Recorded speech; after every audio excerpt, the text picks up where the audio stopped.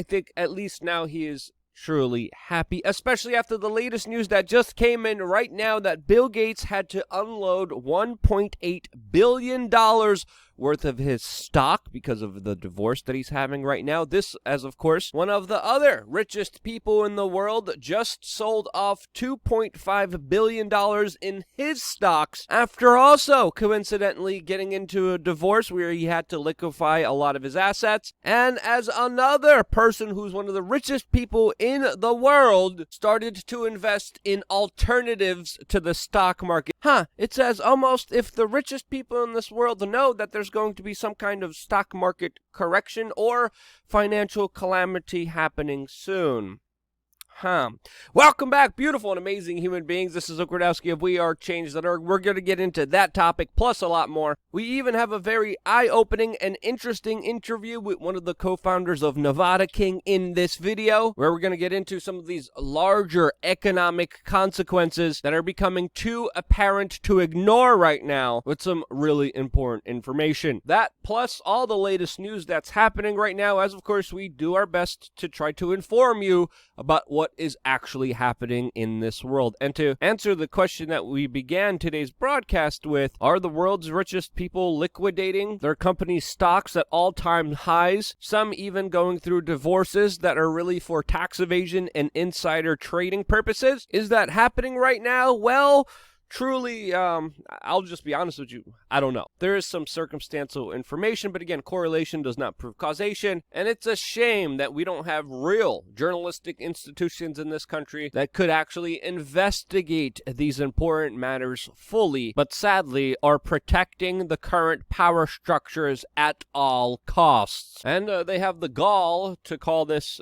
journalism. It's not. It's stenography for the super rich, and that's why the very suspicious and secretive moves by the super rich won't really be fully acknowledged. And again, once you start seeing the mainstream media news as what rich people want you to think, everything starts to really make sense. The same super rich that are becoming more powerful by the day and exempt to the rule of law, which is becoming more and more restrictive for the average citizen, as we have this latest news coming out of Germany, where the head of the German police unit just called to ban any forms of protest that criticize the government's lockdown policies. Lockdown policies that have worked great for multinational corporations like Walmart and Amazon, meanwhile shutting down small businesses. Now people's rights to peacefully protest and voice their concerns about this may soon go out the window in Germany, where the government literally set up camps in refugee centers for rule breakers for not following the decrees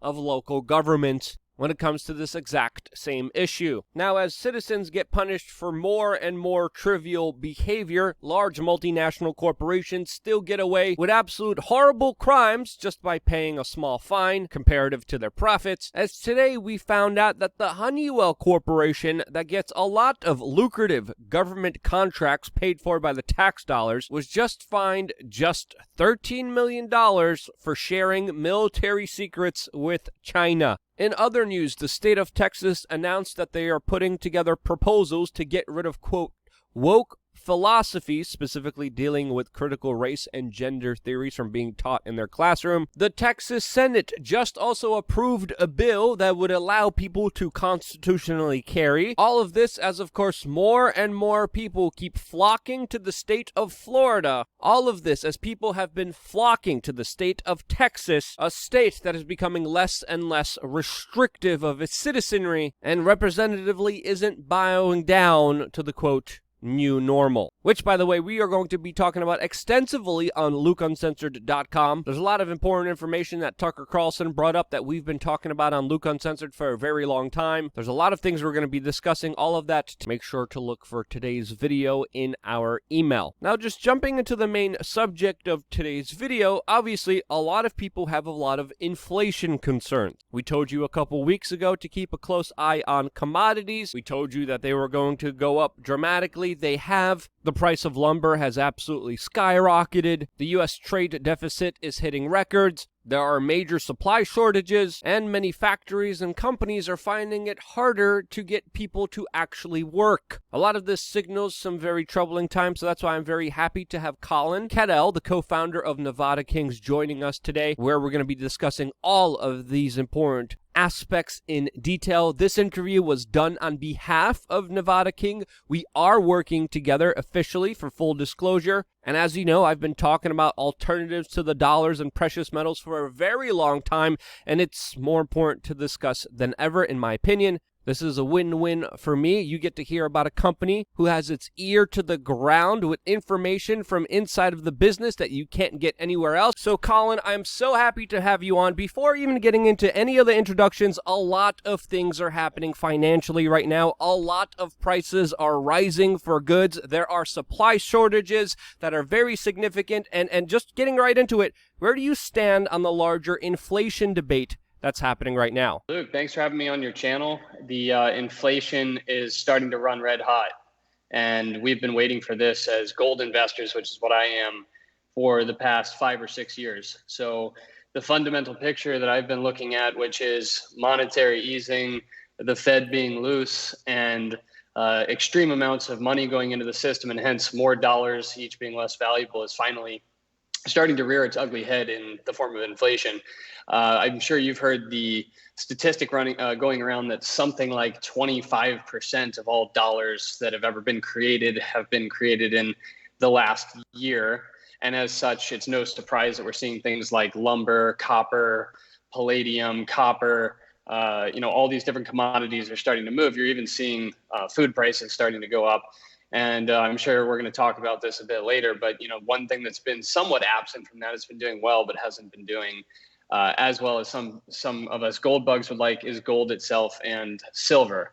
But I think that is right around the corner, and we're kind of in a dream scenario. I hate to paint it like that because I think it's actually a bit of an ugly picture, but we're kind of in a dream scenario that I never would have imagined 5 years ago in terms of what the potential is here for gold prices in the coming 12, 24, 36 months.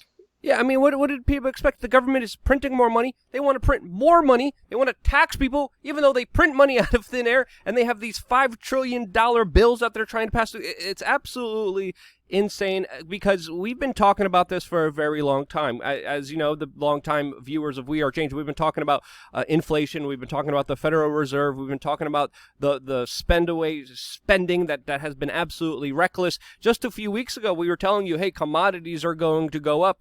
They have gone up dramatically. I have so many things I want to get into today, Collin. But in short, if people never heard of you, how would you introduce yourself? You're the founder of Nevada King. For people who don't know you, who are you?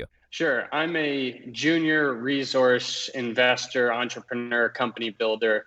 And what that means in a nutshell is I'm really interested in finding the next big gold deposits. I run almost all my investments through a parent company called Palisades Gold Corp. It's private. I'm the majority shareholder. And Palisades Gold Corp has two major positions. One of them, which I know we're going to talk about a good bit today, is Nevada King. The other one is called Newfound Gold. Newfound Gold's been a spectacular success the last few months. It just reached a $1 billion U.S. market cap actually this week, and we're on to a huge discovery in Newfoundland. And my dream has always been to have something like that in Nevada, which is, of course, what I'm trying to do with Nevada King. Yeah, Nevada's really interesting. I never knew it was one of the places where gold pretty much, is one of the number one places in the world to mine for it. I never even knew that before doing this. And of course, a lot of people have been looking at, precious metals, alternatives, cryptocurrencies, real estate to kind of move their money, as of course the central banks, practically what they're doing here is they're doing everything within their legal power and illegal power to just get rid of any regulations and just click zero on that printing machine. I mean, the effects of this are going to be absolutely insane. How do you see things kind of unfolding here with the Biden administration saying that they're going to be spending a lot more than the previous president that also, let's be honest here, spent a lot of money? Yeah, no, let's be honest. That's right. Trump was loose on the fiscal policy, and now we've got Biden, who is taking it to a whole nother level. I think what you're seeing right now, humans are survivors and they don't necessarily realize the moves that they're making, what it means. So what I mean by that is people right now do not want to hold dollars. They're getting this helicopter money. Their asset prices in the form of stocks and equities since the COVID crash has been spectacular. So they're opening up their Robinhood account, their E-Trade account, and they're saying, wow, I'm a little richer today than I was yesterday. They're not converting that back into dollars, and any dollars that they have, they're trying to find other assets to throw the money at. So they're doing things like buying a second home. They're buying a home in the suburbs. They're going into new forms of interesting investments like cryptocurrency, which I'm very enthused about cryptocurrency, just to put that out there. But, they're putting money in crypto, and then they're putting money in these hot stocks, these Robinhood stocks that we've seen over the last year. And why the reason people are doing this is because they know somehow instinctively, whether they recognize it or not, that the dollar is not the right place to be. And they're also looking around and saying, my goodness, everything else is going up in price. What's not quite happening yet, but I think, you're so tuned in, Luke, I'm sure you're seeing this. There's all these reports of consumer products that are going to start pushing prices up to reflect essentially what it costs them to make it. So anything from laundry detergent to food, and chicken prices are way up. And what's going to happen very soon is people are going to be looking on the one hand at that Robinhood account, and then they're going to be looking at their bill each week and saying, I have more dollars, but the dollars aren't really doing as much. And that's going to continue to grow. And at some point, there's just not enough more money to keep throwing in these things like the stock market. And we don't need a crash. Like, we absolutely do not need a crash like '08 to change what people are buying. All we need is it to slow down. We need a deceleration of that curve. And so that slows down enough and people's cost of living goes up enough that they say, what's the place to go now? And that's where they're going to go to where they've gone every time in the past, which is a protection, a kind of boring protection because it's not that volatile, but that is gold and silver. So I know that was a bit of a roundabout way to answer your question, but I think everything Biden's doing is going to accelerate. I think they're a little bit out of control. I think they kind of realize that. And the ramifications are going to start to be some even bigger distortions than we're seeing currently. Yeah, I mean, there's so many things to really talk about. I remember just seeing an image just a few days ago showing how a man hid away his life savings, which was $50,000 a few decades ago. That money has been devalued so much comparatively to what it bought you just 50 years ago to what it buys you now. And a lot of people who are stuffing their money underneath the couch or trying to just have cash. I mean, it's smart to just have a little bit of cash on hand, of course, but the people who are just holding their money in the dollar system, all you have to do is look at the purchasing power of that dollar within the last few years even, and also just within the last few weeks, and you have a situation that doesn't really breed a lot of trust, especially with the Biden administration that's talking about raising taxes, raising capital gains. How do you see? Do you see the Biden administration facing the true reality of this larger kind of economic game that's being played on everyone, or do you think they're going to be continuing it to this absurd level because it's unsustainable? It's only a matter of time until people kind of face to the true reality of it. Do you think Biden will face that reality, or do you think it'll come later down the line and we'll still live in this fairy tale make-believe land? I think at a certain point, the party has to come to an end. I can't predict exactly what that's going to look like. But what's happening already is we're seeing distortions in the market. And Janet Yellen and Jerome Powell are going to the media more and more often to try and control the narrative. I'm sure you saw a couple days ago, she made the remark, Janet Yellen, hey, we are maybe going to have to raise rates if things continue, if asset prices continue to spiral upwards. The next day, the stock sold off, and she comes back out and says, well, hold on a second. I didn't actually mean that. We don't think that that's going to be a problem. And so I think that they're very cognizant of all the distortions that are in place.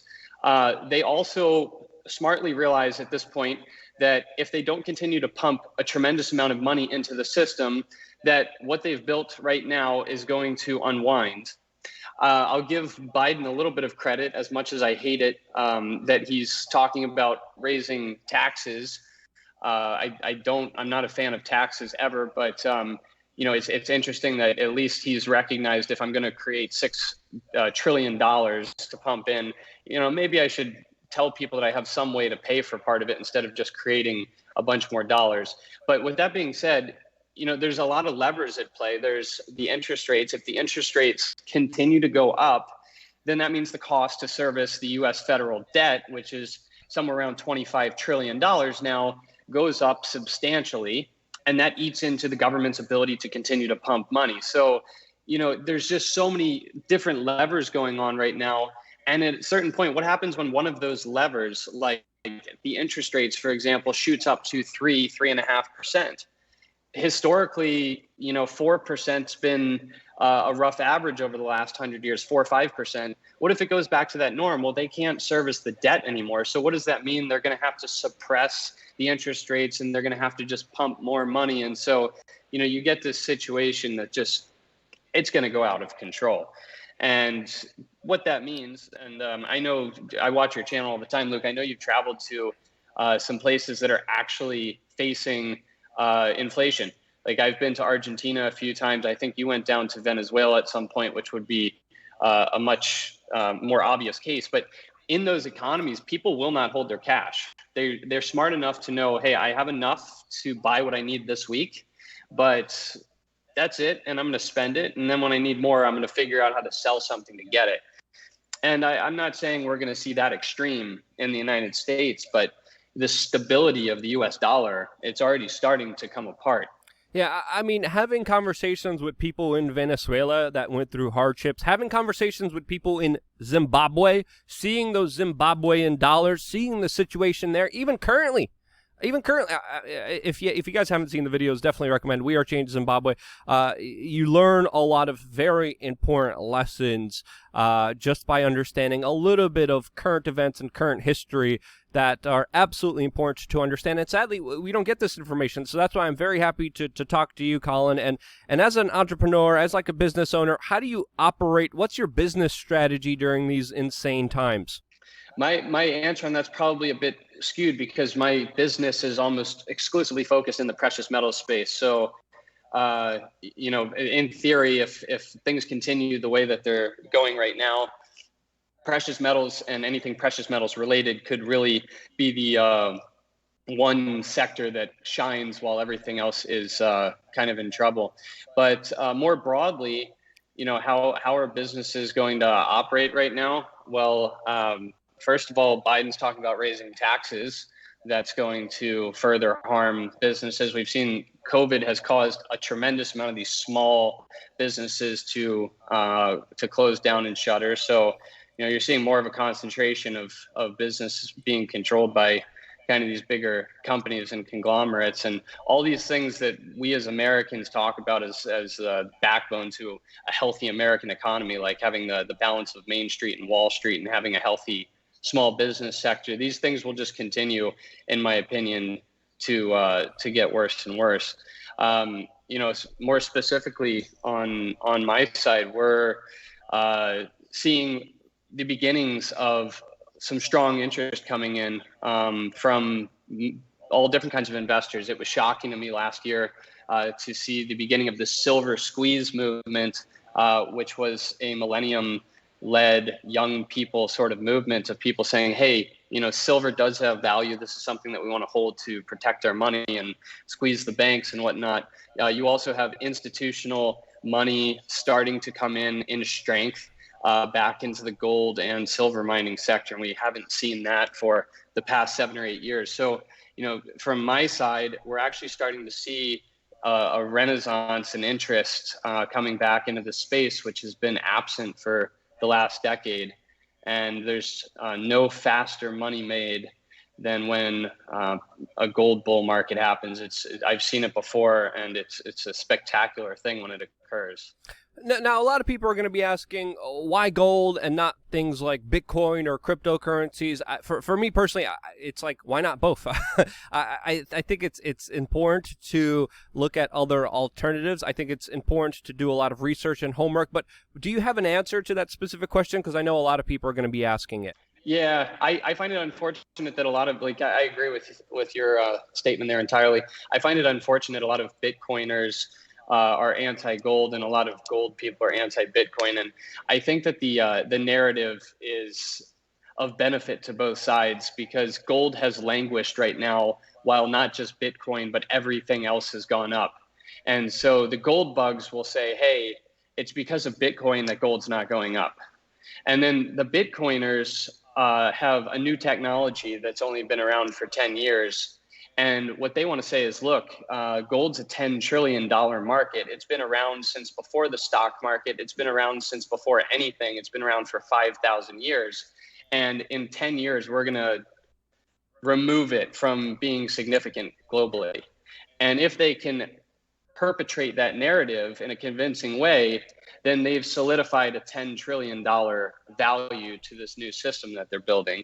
I think the truth lies somewhere in between or outside of that, in that Bitcoin is a very promising new platform, but it's trading like a new network. It's trading like something that's becoming adopted right now. And, all indications are, putting pullbacks aside, that Bitcoin seems to have gotten enough critical mass, and it seems to have enough promise that I think it's going to be a lasting fixture in global finance. And I think, with my libertarian and anarchist kind of leanings, that I love the concept. I think it's amazing. But let's not forget, gold's been around for 5,000 years.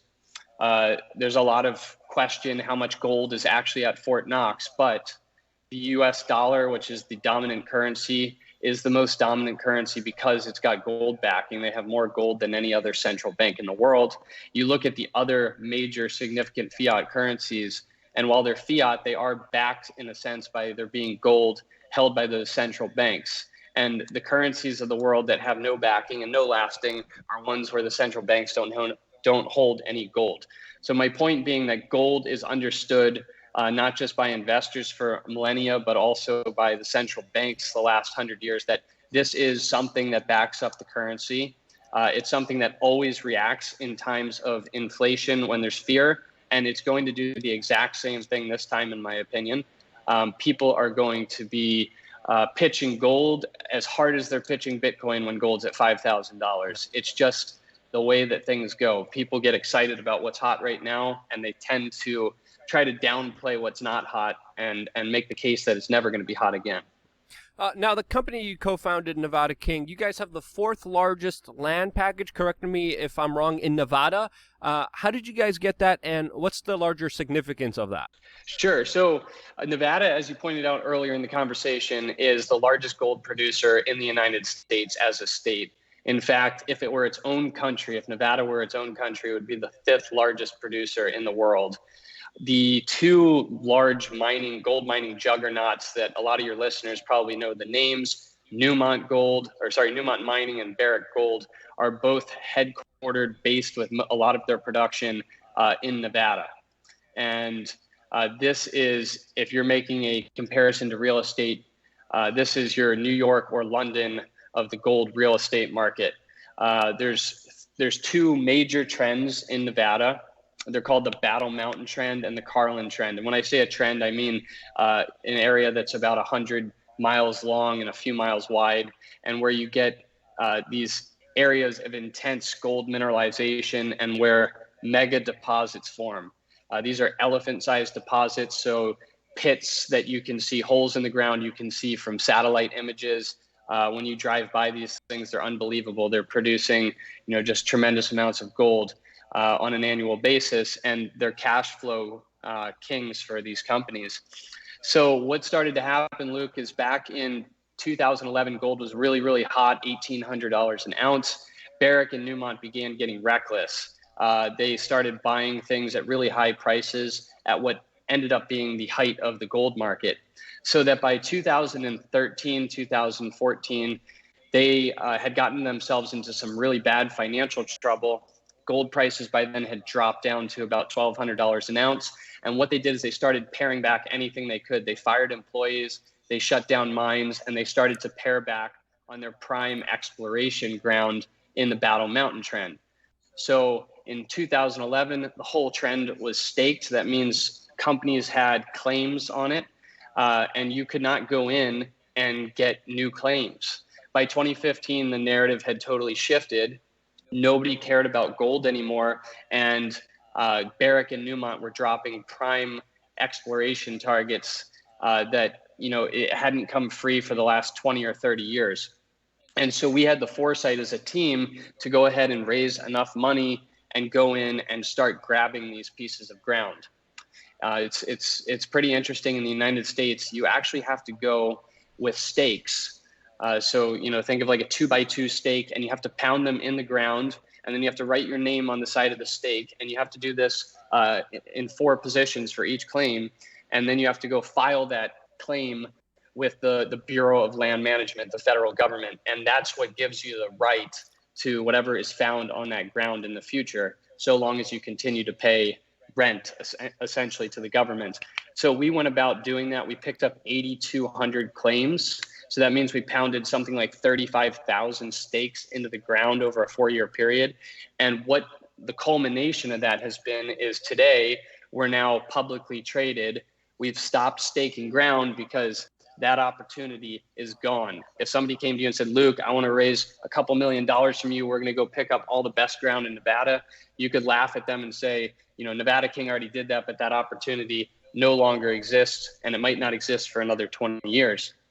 Now we're starting to look at that ground and we're saying, where do we go? Where do we drill to look for the next big gold discovery, so that our ground is not only interesting because we control quality ground, but it's further interesting because, hey, we're onto something that is maybe the next future gold mine in Nevada. And that's what our goal is, is to be a part of that. Well, that's pretty interesting. What can you tell me about the team you assembled? You have some interesting people on there. You have Craig Roberts, Paul Matzek, Bassam Moonbarak. Who are these people, and what makes this team different than your competitors? So the team is really exceptional. I feel humbled to be around them. I'm the youngest member of the team by far. And I'll go through a couple of those guys. So Paul Matisik is a legend in the space. He's sold his last 5 companies in the last 10 years for $2.6 billion, and recognized that the last 10 years has been almost exclusively bear market territory. So he's managed to consistently pick up on things at a cheap price and sell them at a much higher price in a bad market. And he's actually in the process of selling his 6th company right now called GoldX for a few $100 million. The only other company that he's focused on and he's an executive chairman of is Nevada King. And he, of course, sees the same potential for us to do that here. Bassam Mubarak, is Paul's partner for the last 4 of those 6 deals. So he's been his CFO and he's our chief financial officer. A very important role in this business is having a great CFO that understands how to put together transactions, whether it be mergers, acquisitions, or selling the company outright. And then Craig Roberts. So Craig is the CEO of Newfound Gold, which I mentioned. Newfound Gold, we took public, the almost exact same team, in August of last year at about $160 million market cap. That company is now trading at about a $1.2 billion market cap. It's been one of the best performers. It's the largest resource-focused company on the Toronto Venture Exchange. And Craig's the CEO there. He's a director at Nevada King. Last person I'll touch on is the final director, whose name is Doug Forrester. And Doug founded a company back in 2014 called New Market. New Market sold for over $1 billion to Kirkland Lake Gold in 2016. Once again, bear market territory, and one of the biggest acquisitions of the bear market. So just have a phenomenal team of people that know how to make money for shareholders. And that's really what it's all about. Collin, thank you so much for the wealth of information, for the ear on the ground information. I really appreciate the conversation. I thought it was definitely thought-provoking, to say the least, especially in our extreme circumstances that all of us are in right now. So I really thank you for joining us. And if you have any more information, where can people find out more information about you? What else should people know? Perfect. So for people interested in looking at Nevada King, the website is nevadaking.ca. The ticker symbols, if you want to look at the stocks, if you're looking in Canada, which I know most of your listeners are not, but the ticker symbol there is NKG for Nevada King Gold on the venture. And then the US ticker symbol is VKMTF.